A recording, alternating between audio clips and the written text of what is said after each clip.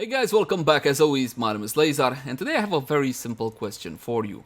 How do you feel about the Veilbraker update? Are you in Warframe right now enjoying all the brand new content, or are you a little bit disgruntled about some of the changes?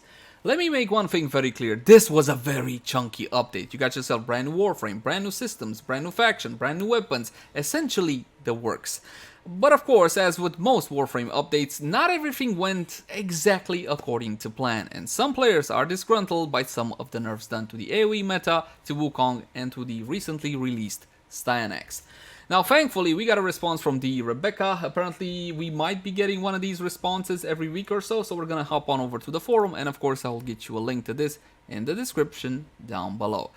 Kahl's bonus challenges are getting some quality of life improvements. Firstly, we're working to ensure that the progress in these challenges will be cumulative. Absolutely bloody fantastic. Thank you so much. Now, if you played Kahl Challenges, you understand already what this means, but Tenno will be able to partially complete the challenge, for example, 3 of the 5 veils, and then have that progress counted towards completing the challenge when repeating the mission, so you'll only have to get 2 more. And that's absolutely bloody fantastic. Honestly, this should have been something in from the get-go. Thumbs up on this one. Additionally, we will already improve visibility for chipper stools and added the sound to the K-Drive parts as a result of player feedback. Another week brings another mission to take on with Kahl. Veils need breaking, and we'll be watching to prepare tweaks and improvements in upcoming hotfixes. Alright, these are great changes. Thank you so much, dear D. Fantastic. We've kept a close look on Archon hunts and still have plans to iterate these fights based on community feedback. Now, Archon fights are all well and good, fun and all whatnot. Basically, they're kind of like a sortie, but they do have one major issue. We can one-shot the Archons. Some of you should already be aware of this, but if you build your Kuva hack for radiation and use a secondary fire, Archons can be one-shotted, or at least we one-shotted Archons, which I believe is not something that the developer intended to, but it does make farming easier. Obviously, they don't want us to do that. Nira is on deck next week, and Nira is the final Archon, unless I miss my guess. We'll be keeping an eye out to see how the final Archon fight fares. Yeah, that's it. We have some experimental changes we're testing out related to damage attenuation or mitigation, but don't want to rush it out the door too early. We want to make sure we have stats for each fight and how we can apply rules holistically. We will share this... Okay, listen, I know all of you fantastic people know exactly what holistically means, but just to make sure we're on the same page and all whatnot, how about I give you the definition? Holistically has 2 applications, one in philosophy and one in medicine, and I believe that Rebecca used the medicine one in this context, in a way that treats the whole person, taking into account social factors and mental factors, rather than just treating the symptoms of the disease. And that's more or less the definition of holistically in medicine. Perhaps a more straightforward approach here would have been a bit more optimal. We will share the stats of our upcoming dev streams, and we will provide deeper explanations of the challenges and using damage attenuation versus having single-digit second boss fights, which I know it's effective from a farming perspective, my dear friends, but honestly it doesn't really work into the feel of Warframe. It doesn't really work really super quick into the feel of Warframe. Never mind that. It ruins the whole gameplay thing, don't you know? Don't you know? It will be an open discussion, and we will invite you to join us when we announce our next dev stream. A hot topic, ooh, I wanted to get to this one. This one is about Styanax. A hot topic this week is our most recent changes to Styanax. We made a couple of changes to his final stand. One to avoid him casting it in the air indefinitely, and another to make the ability non-interruptible.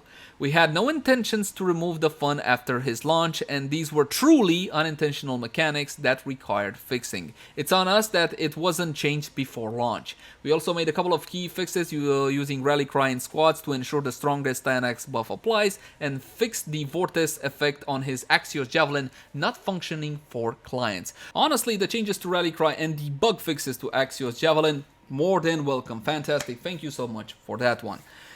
But from this point onward, when you talk about the changes that the developer brought to Styanax's 4 ability, post-launch, it becomes a bit of a debate, and I urge you fantastic individuals to try to understand everybody's point of view before you make any judgment calls. Some players are pissed about it. Some players simply don't care and never even knew you could cast multiple abilities while you were in his 4. Try to understand both sides of the story. Think about a excited player, a fan of Warframe. He logs in as soon as the download of the update is complete. He gets Styanax for free, even though even that didn't really exactly go off without a hitch. But finally, he's got Styanax, he's in a mission, he's up into the air, chucking javelins, casting abilities, he's having a good old time. 1 week later, the rug gets pulled out from underneath him. Of course, he's gonna be, at the very least, upset. What puzzles me is why did they handle the situation so badly? Think about it for a second. Styanax comes out, right? Oops, we forgot about the fix to his 4 ability. He's been out a week already. Players are already using that to their advantage. It's not like Styanax suddenly became the most powerful Warframe in the game. That wasn't the case by any stretch of the imagination. Why couldn't you leave well enough alone for about 2 weeks, 3 weeks, maybe even a month, and then come in with the nerf? Let people enjoy him. Instead, in his prime, when everybody was excited about it, you come and pull the rug. Why? What did you win? And what did you lose by doing that? From my humble point of view, they should have left well enough alone, at least for a while, even if that wasn't intended, even if that wasn't the artistic vision. Let's keep in mind that once upon a time, Digital Extremes was the developer that said, hey, you know what? It was a bug, but now it's a feature. Just for a couple of weeks, you could have let players enjoy it, had fun with him, and then you could balance him out and all whatnot. But hey, that's just my 2 cents on the matter. What you gotta bear in mind is that we as a community sometimes may not be aware of all of the variables. Let's say that Styanax's 4 ability functioning the way that it did could have caused a technical issue. I doubt that's the case considering we have been using it for about a week, but it's always possible, yes?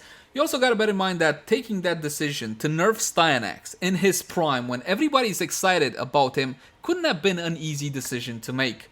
Or at least I hope it wasn't an easy decision to make, because you're hurting yourself from a business perspective. So do bear that one in mind.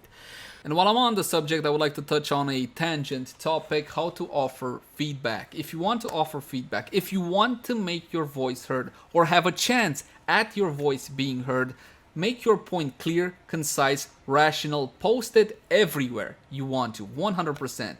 But insulting people, personal attacks on the developer, on streamers, on YouTubers. Oh, Pablo's to blame because the stuff and the thing, or Rebecca's to blame because stuff and other things, or you're to blame because you showed the stuff and that's not the way to get your voice heard. Please, ladies, gents, let's try to be civil in the way we make our points. I have seen a disturbing amount of vicious comments during this time, and honestly, I know that the Warframe community is better than that. And finally, next week we have Archon Nira on deck and a whole new break armor missions to take on. It's important to note that we'll be organizing a bigger hotfix for next round, so it's unlikely we'll have a hotfix next. What? No hotfix next week? Well, she said unlikely, so maybe.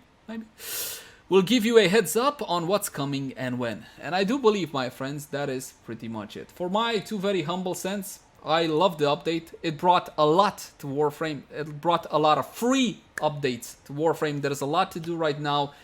Even though Styanax is not as powerful as he once was, he is still a great Warframe that you need to try, and he is still free to get 100% until the 22nd of September. All you gotta do is log on, check out Kahl, check out the brand new missions, check out the brand new system with the shards, with the upgrades of the Warframe. There's a lot for you to check out. Oh, the new mods too, the new weapons. Again, all of this for free. It's a fantastic update. It definitely gets a thumbs up, even though that the whole nerf situation could have been handled a bit differently. At least that's what I think. Thank you guys so much for watching. Like, favorite, share, and subscribe only if you enjoy the content, and I'll catch you guys in the next one. Bye bye.